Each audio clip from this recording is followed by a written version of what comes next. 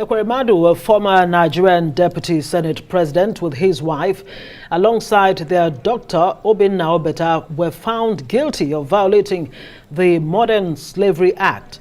The trio were found guilty after a 6-week trial of facilitating the travel of a young man to Britain with a view to exploiting him. The Metropolitan Police had in June 2022 remanded in custody and arraigned Beatrice and IKE EKWEREMADU at the Uxbridge Magistrates Court.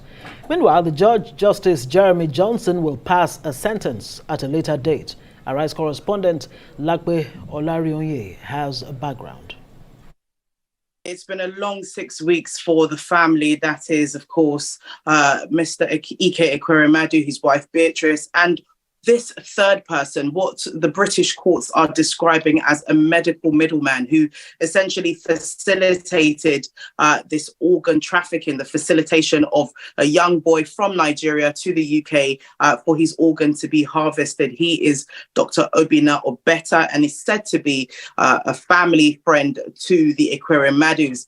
Of course, the fourth person that was on trial was also daughter Sonia EKWEREMADU, 25-year-old promising student who is at the center of this case. She, of course, was cleared of all charges, but the other three, who are being described as a trio, have all been charged with organ trafficking. Like you rightly pointed out there, the first defendants ever to be found guilty under the UK's Modern Day Slavery Act. Now, if we cast our mind back to last year, sometime in May, June, the former Deputy Senate President was accosted at London Heathrow, where he was accused of facilitating the movement of one person, this young man who can't be named for legal reasons, to the UK for his organ to be harvested for his dying daughter.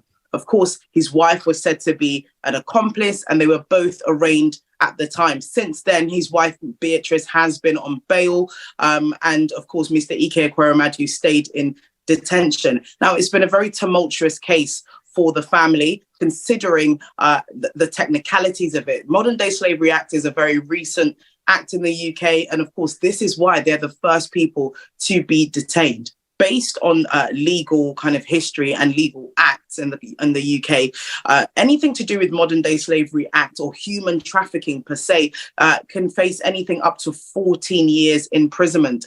So far, there are a lot of complications around this case, considering they aren't been found guilty of human trafficking. They've been found guilty of organ trafficking. And I've spoken to several lawyers who have told me that actually their case falls more into the Organ Tissue Act, which is where somebody's organ is, of course, harvested, which is what they've actually been found guilty for.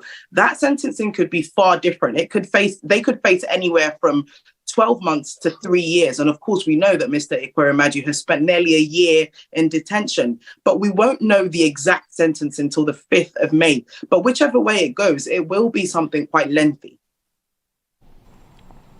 Well, Arise analyst Frank Tietie now joins us to take a look at some of these issues. First of all, I have to establish this is quite strange to many Nigerians. Modern Slavery Act. I think is a better place for us to start off. Yeah. Well, it's not that strange because we have certain laws in Nigeria. Whether it's the Violence Against Persons Prohibition Act of 2015 and then the NAPTIP Act of 2015 as amended. These laws also criminalized all forms of trafficking for whatever purpose, in this case especially for the purpose of exploiting an individual in terms of taking organs for whatever reason, whether for transplant or for sale. So these are the same standards we have in Nigeria. While this is coming in this manner, it's because of the high-profile nature of the personality, and then to also think about the African empathy that is spread across this, thinking that these are parents who are trying to save their daughter. Of course, and unfortunately, the British court did not see that as any point in any way to mitigate the accusations against them.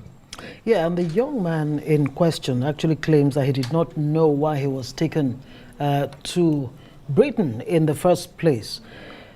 Let's talk about the technicalities that may have contributed to this judgment. Well, EKWEREMADU is just a victim of somewhat nearly poor legal advice, and a refusal of his home country, Nigeria, to offer him any serious assistance. If you look at the provisions of the Modern Slavery Act, particularly Section 2, which is instructive to his conviction,